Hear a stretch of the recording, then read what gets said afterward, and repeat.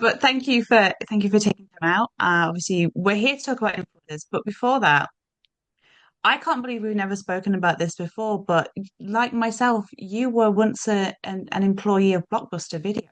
Oh, really? Um, as an aspiring filmmaker, how do you think that job kind of helped you? Oh man, it was kind of the dream job. We just kind of worked with a bunch of. I was able to rent, I think, 10 movies a week, and so I was constantly taking out tons of movies I never heard of, and I just picked them up off the box sets. So I worked there for a couple of years. So it was a very special time, and I'm glad I got to do it before, because by the time my job was ending there, they were basically going bankrupt. So it was lucky timing for me. Yeah, I think I was about a similar time, but it is, because those 10 free rentals get to see so Yeah. much. And I guess that then has then influenced you with a film, like Influencer and Influencers, which kind of straddles all of these different genres. hmm Yeah, yeah. No, I think it's definitely like it's an amalgamation of a bunch of different things, I think, for sure. And at what stage of making Influencer did you realize that you had more story to tell for CW and Madison? It was quite late. It was after the first movie came out. An idea kind of clicked to kind of go into this story of CW living this life in southern France with a relationship and having like kind of a 1 year, and you don't exactly know where it fits in the grand scheme of the timeline. And I think once that kind of clicked, that first 30 pages came out in like a couple days and sent it out to the whole team, and everybody was kind of jumped on board, and kind of it came together very quickly. And one of the things that, people responded to about the first film was that, it has so many twists and turns, and somehow the sequel has even more. How did you kind of work to kind of up the ante? Yeah, I think we wanted to kind of build up the scope, but I think coming into the first film is very much kind of an exercise in playing with expectations and kind of trying to surprise the modern audience who've seen everything. So when you have that, you kind of have all these references of all these different films that you're kind of pulling from, and you're trying to kind of do something fresh and new that the audience hasn't seen before. So when you're coming into a sequel, you have all of that plus all of the expectations of the first film. So I think with us, we wanted to really expand the scope and kind of build out kind of a bigger world of what we kind of established and what worked with the first film, and then kind of playing up the ante of building on the expectations that the audience might have of what the first film would extend into. And kind of CW and Madison almost kind of switch roles here. This time, we see a more vulnerable side to CW than we saw, and we see a slightly tougher exterior to Madison. What was it about, working with, Cassandra and Emma that made you, realize that they just kind of take over each other's parts in a way? Yeah, no, I think it's really fun to kind of have these reversals. Both movies are structurally very, very similar, actually, but you're doing some kind of switch ups in terms of how the characters interact with each other. And I think it was fun kind of seeing different sides of both of them, and kind of working with both Emily and Cass to kind of build on all of the stuff that we'd established with the first film, but seeing a very different shift and putting them in very different environments. So I think it was a lot of fun. Yeah. Yeah, and in recent years, once upon I think when we were growing up, when we were working in blockbusters, the protagonists in these sort of films were journalists, they were authors, they were writers. Now there does seem to be this pivot towards, influencers. What do you think it is about, this type of personality that works so well for film? I think what's so fun on like online they've just become so prevalent, and I think like looking at the way like the youth look at YouTuber and influencer as like the highest form of a career. I think it's interesting the kind of the chokehold they have on culture. And to me it's not about necessarily like the individual kind of working in this way. I think that these are all people, but it's more of a cultural thing, and looking at why are these things so popular. Because I mean, it's something that like Superhost also touched upon, that had a couple. So it does seem to be something that has come to the forefront in recent years. Mhm. Yeah, definitely.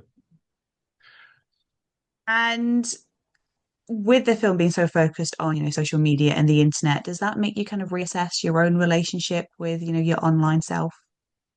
Yeah, I mean it's I've always had an interesting relationship with social media. I think thankfully I'm not in a position where it's a necessity for me like it is with actors and stuff. So I think for me it's more just being able to take a kind of step back and just kind of view it. I probably don't engage as much as I used to, which is probably healthy. So we'll see.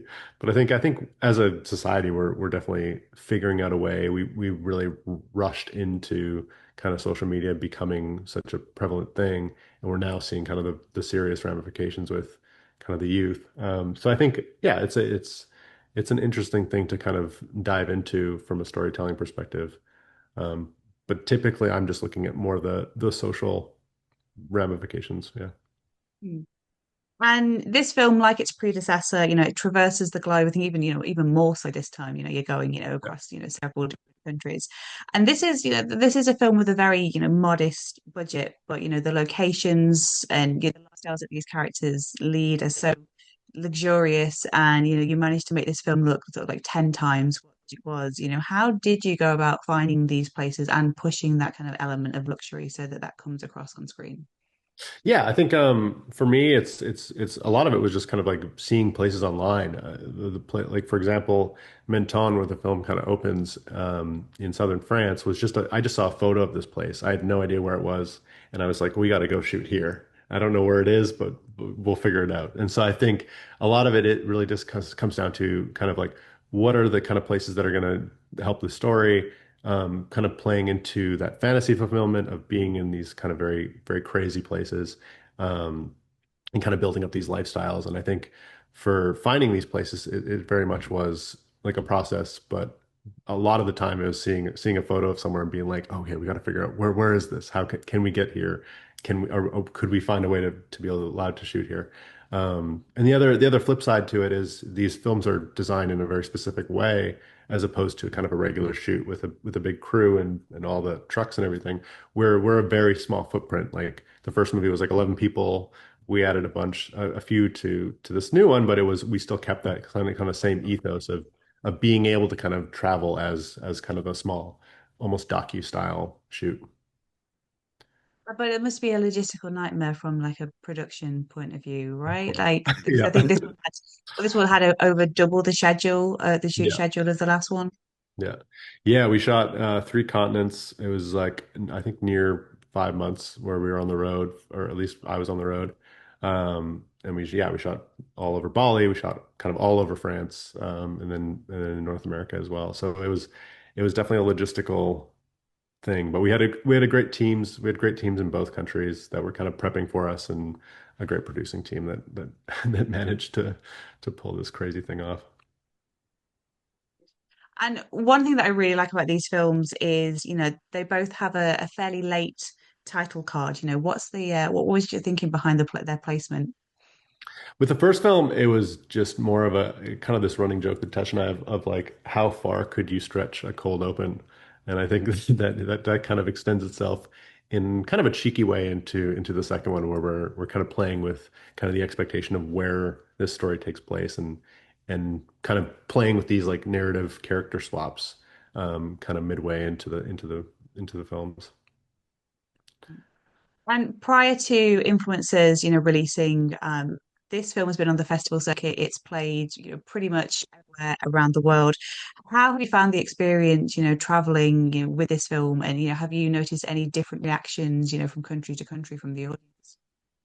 Yeah, I think there's every audience is a little bit different, but I think it has been really fun to kind of see the reactions. I think it's been cool to see both, not only people who really like the first film, but people who haven't seen it and seeing how they react in different ways. But it's I think the general consensus is that we've kind of definitely stepped things up in a crazy zany way, and I think that's been fun to kind of see in kind of the general audiences, no matter where we are.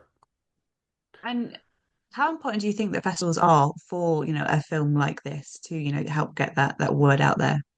Oh, absolutely. Like so important. I think like being able to kind of come and launch the film with these kind of events and the community that builds from places like obviously like Fright Fest where is so special. I think without it, it would be hard for indie movies to kind of break out in the way that they did. The first film, um, our launch was kind of a game changer for it, where the word of mouth started to spread, and it was such a small little movie that kind of just slowly built word of mouth over the release. So I think without the festival run, that probably wouldn't have been possible. And obviously, Influencer just dropped onto Netflix. You know, that's doing like really well worldwide. You know, how do you feel kind of now? Because obviously, it's been living on Shudder. You know, and a lot of the it did really well there. But you know, Netflix is obviously this big colossal giant again. You know, how you found the sort of immediate reaction to this film so far? Yeah, it's again, it's just kind of this testament to the fact that it is very much this slow building word of mouth film, and to see it after being out for a couple of years to now be on Netflix and being kind of tracking the way that it is, it's it's so cool to kind of watch this little film that we just made with a bunch of friends now have a sequel and now be kind of finding this new audience on a bigger scale. And when are we going to get Influencers Cubed? Feeling so cute. I like that. We've got to go with the We'll James see. Cameron. You've done Influencer, you've Yeah, done yeah, Influencer. exactly. So And we we're had sticking with the influence Alien this too. franchise. We've got to. Yeah, it's exactly right. No, no, we were just making that joke. We'll see. We'll see how people react to this one. Do you think that there is more story for CW in Madison?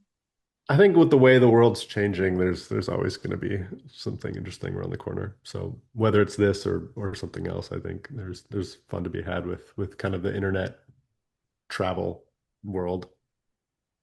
I mean, are there any other locations? I mean, you've already like you've visited so many places in the world. Obviously, you've shot across, several. Are there any, bucket list countries or places that you want to still shoot in? Well, I mean, like Fast and the Furious, we definitely have to go to space. So I think so we'll see. Yeah. Let's just get CW. She's got a motorbike. Let's get CW Yeah, in the put her Fast somewhere. franchise. Yeah, They need some more exactly. women. Yeah. That'd be great. And I guess, Awesome. sort of my final question to you, for those that haven't, yet, discovered the magic that is influencer, why do you hope that they take a chance with influencers? I think it's just like on the surface level, both these films are really fun rides. They're taking us to places that I definitely don't go to very often in these very cool all over the world. And I think it's just it's a very fun serial killer, but it's also underneath that kind of exploring some of our contemporary social societal issues that we're dealing with kind of the advent of these new technologies. I think we have a lot of fun with it, and especially with the second one, we go a little zany. Well, thank you so much for your time and best of luck with the release. Thank you so much, Kat.